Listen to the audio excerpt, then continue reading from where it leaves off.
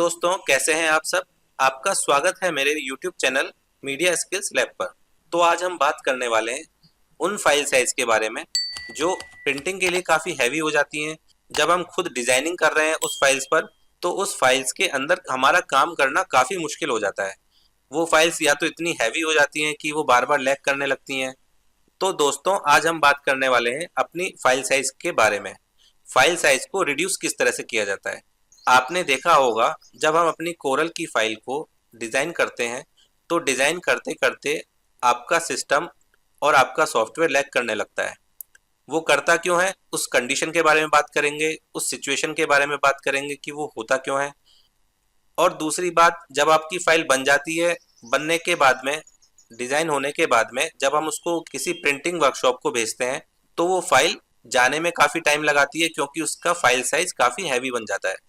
तो क्या होता है, आपकी फाइल पूरी तरह से अपलोड भी नहीं हो पाती है और उधर जो प्रिंटिंग वर्कशॉप होती है वहां उसको डाउनलोडिंग में प्रॉब्लम होती है। तो एक अच्छे डिजाइनर की एक खास बात होती है कि वो अपनी फाइल को जितना लाइट वेट बनाएगा, उसकी प्रिंटिंग फाइल प्रिंट के दौरान तो उसको कोई फर्क नहीं पड़ने वाला है ना, लेकिन उस डिजाइनर का एक प्रोफेशनल होने का एक अलग ही इम्पैक्ट पड़ेगा। जब आप अपनी फाइल को डिजाइन करते हैं और डिजाइन करते वक्त ही उन चीजों का हमें ध्यान रखना पड़ता है। क्या क्या ध्यान रखना पड़ता है वो भी हम आगे डिस्कस करेंगे।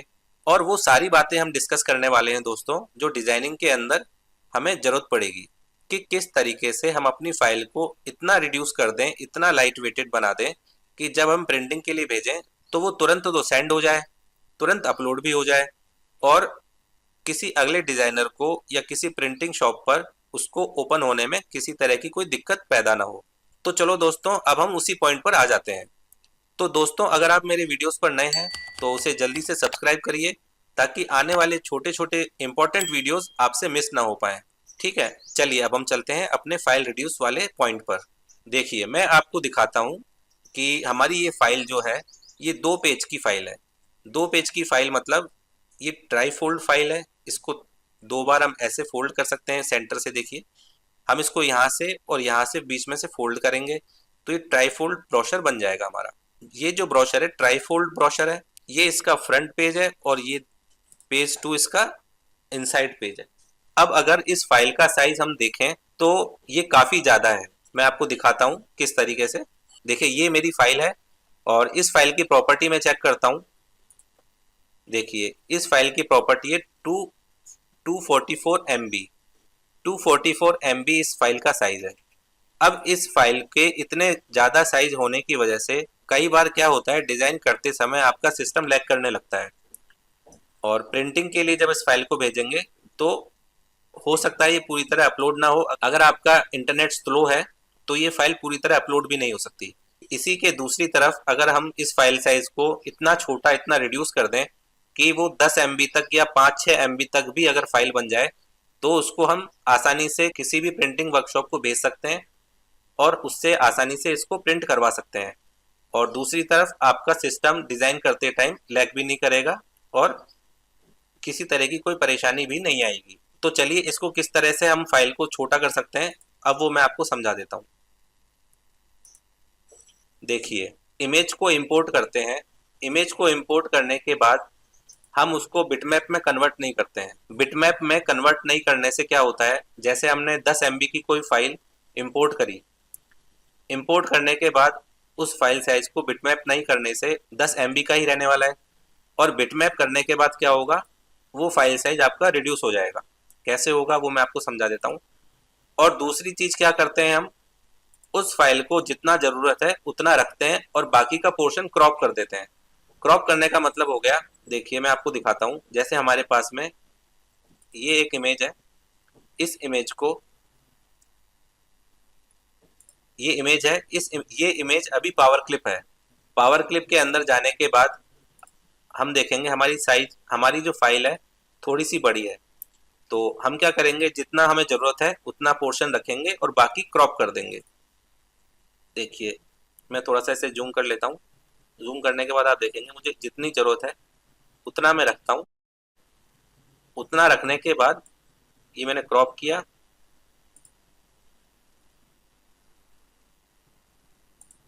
और फिनिश किया। इसी तरीके से हम अपनी सारी फाइल्स में एक एक इमेज को छोटा कर लेंगे। जैसे ये फाइल साइज है, इसकी इमेज देखिए, इसको हम क्रॉप कर लेंगे जितना हमें चाहिए।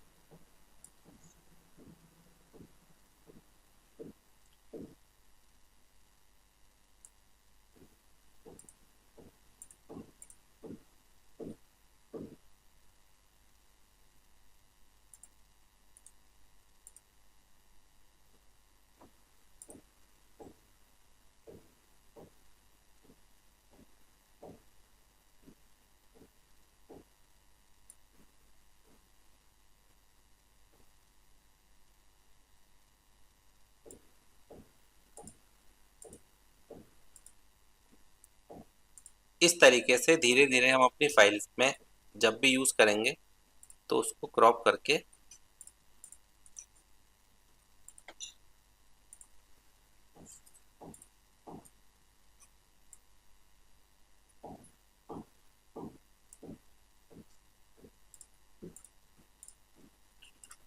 इस तरीके से क्रॉप कर लेंगे। और दूसरा काम क्या करेंगे, दूसरा काम हम करेंगे, अपनी फाइल को जब हम पावर क्लिप के अंदर देखते हैं तो ये फाइल है, तो ये फाइल होती है, एक डिज़ाइन, एक फ़ोटो रखी होती है। इस फ़ोटो को हमें बिटमैप करना होता है। बिटमैप में कन्वर्ट करने के लिए हमें क्या करना होगा, अपनी फाइल को सेलेक्ट करके अपने अपनी इमेज को सेलेक्ट करके बिटमैप में जाना है। बिटमैप में मिलेगा आपको convert to bitmap. Convert to bitmap पर आपको क्लिक करना है। एक पैनल ओपन होगा। इस पैनल में आपको 250 से 300 के बीच में कोई भी प्रॉपर्टी रख लेनी है जो प्रिंटिंग के लिए एनफ होती है। मैं 250 डीपीआई रख लेता हूँ। डीपीआई मतलब हो गया आपका डॉट पर इंच। कलर मोड क्या रखना है, अगर मैं डिजिटली इसको प्रेजेंट करना चाहता हूँ तो आरजीबी रखना है, और प्रिंटिंग के लिए अगर आप देना चाहते हो फाइल तो आप CMYK रख सकते हो। CMYK हो गया सियान, मैजेंटा, येलो एंड क्रिप्टन। ये आपके प्रिंटिंग कलर्स होते हैं। आपको एंटी एलिसिंग और ट्रांसपेरेंट बैकग्राउंड वाली प्रॉपर्टीज को नहीं छेड़ना है, उसको चेक ही रहने देना है। ये सब करने के बाद आप इसको ओके प्रेस करेंगे, आपकी फाइल बिटमैप में कन्वर्ट हो जाएगी और उसकी जो एक्चुअल प्रॉपर्टी है वो भी रिड्यूस हो जाएगी, लेकिन क्वालिटी मेंटेन रहेगी, जो प्रिंटिंग के अंदर आपको डिस्टर्ब नहीं करेगी और प्रिंटिंग प्रॉपर आपकी आने वाली है। अब मैं क्या करता हूँ, इसको फिनिश कर लेता हूँ। इस तरीके से मुझे अपनी सारी इमेजेस को बिटमैप में कन्वर्ट करना है, क्रॉप करना है, और उसके बाद में इसको सेव कर लेना है। सेव करना है, यहाँ से आप फाइल में जाएंगे, फाइल में जाकर सेव एज करेंगे और अपनी फाइल का कोई नाम यहाँ पर रख लेंगे और इसको सेव कर लेंगे। जब ये फाइल सेव हो जाती है, सेव होने के बाद अब मैं इसकी आपको प्रॉपर्टी चेक करवाता हूँ कि ये फाइल कितनी रिड्यूस हुई है। देखिए हमारे पास ये पहली फाइल थी जिसकी जो फाइल की प्रॉपर्टी है उसमें हम जाते हैं। इस फाइल प्रॉपर्टी में देखिए 244 MB इसका फाइल साइज है, और अब हमने जो कन्वर्ट किया है उसकी प्रॉपर्टी देखते हैं। अभी इसकी प्रॉपर्टी है 238। तो अभी क्या किया था, मैंने 2-3 इमेजेस ही आपको क्रॉप करके और बिटमैप में कन्वर्ट करके दिखाया था। इतना सा काम करने पर ही हमारी फाइल की प्रॉपर्टी, हमारे फाइल का साइज काफ़ी कम हो गया। इसी को मैं आपको एक एग्जांपल के थ्रू और समझाता हूँ। देखिए, मैं आपको एक एग्जांपल से समझाता हूँ कि किस तरीके से फाइल रिड्यूस होती है और कितना वो हमारे लिए ज़रूरी है। ये सामने एक फ़ोटो फ्रेम देख रहे हैं। इस फोटो फ्रेम में 3 इमेजेस हैं। सारी इमेजेस पावर क्लिप करके रखी हैं। हर इमेज के अंदर पावर क्लिप किया गया है इस तरीके से। आप देखेंगे जब हम इस फाइल को सेव करते हैं तो इस फाइल का साइज कितना होता है। देखिए, इस फाइल का साइज है 129 MB। 129 MB काफ़ी बड़ा साइज है एक फ़ोटो फ्रेम के लिए। जो हमने डिज़ाइन किया है कोरल में, उसके लिए ये साइज काफ़ी बड़ा है। अब ये साइज इतना बड़ा क्यों है? इस फाइल के साइज का बड़ा होने का रीज़न है हमारी ये इमेजेस। हर एक इमेज का साइज आप देखेंगे 8 MB, 7 MB और 9 MB। जब इतनी बड़ी फाइल साइज को, इतनी बड़ी फोटोज़ को जिनकी MBs में साइज है, उनको हम कोरल में इंपोर्ट करते हैं तो हमारी फाइल साइज अपने आप एक बड़े फाइल साइज में कन्वर्ट हो जाती है। तो जब भी हम इसको सेव करते हैं तो वो इतनी हैवी हो जाती है। तो इस चीज़ को कम करने के लिए, इस चीज़ को मेंटेन करके चलने के लिए हमको क्या करना होगा, मैं आपको समझाता हूँ। सबसे पहले हम क्या करते हैं, अपनी पावर क्लिप इमेज को जितना हमें ज़रूरत है उतना हम क्रॉप कर लेते हैं। जैसे मैं अपनी फर्स्ट इमेज में जाता हूँ, एडिट पावर क्लिप पर क्लिक करता हूँ, उसके बाद क्रॉप टूल में जा कर के उसको उतना क्रॉप कर लेता हूँ जितना मुझे इसकी ज़रूरत है। इतना मैंने क्रॉप कर लिया। क्रॉप करने के बाद अब मैं क्या करूँगा, जब मैंने ये इमेज क्रॉप कर ली, उसके बाद मैं इसे बिटमैप में कन्वर्ट कर लूँगा। बिटमैप में कन्वर्ट करने के लिए हमें बिटमैप मेन्यू में जाना है, कन्वर्ट टू बिटमैप करना है और यहाँ पर 250 मतलब आप 300 तक अपने DPI को सेट रख सकते हैं। उससे आपकी प्रिंटिंग में कोई दिक्कत नहीं आने वाली। तो मैं 250 रखता हूँ। अभी RGB मोड है, अभी आपको प्रिंटिंग के लिए मैं दिखा नहीं रहा, अभी हम सिर्फ डिजिटली देख रहे हैं, तो इसे मैं RGB छोड़ देता हूँ। अगर आपको प्रिंटिंग के लिए फाइल भेजनी है तो आप यहाँ से CMY के सेलेक्ट कर सकते हैं। चलिए, आपको ये दोनों ऑप्शन चेक ही रहने देना है, इनको छेड़ना नहीं है, ठीक है। मैं करता हूँ इन्हें ओके। ये मैंने ओके किया, फिनिश किया।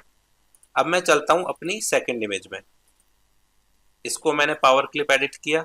अब देखिए, अब मुझे सिर्फ इतना ही पोर्शन चाहिए, तो मैं क्या करूँगा, इसे क्रॉप टूल से इतना क्रॉप कर लूँगा। क्रॉप करने के बाद अपनी इमेज को फिर से मैं बिटमैप में जाकर कन्वर्ट कर लूँगा।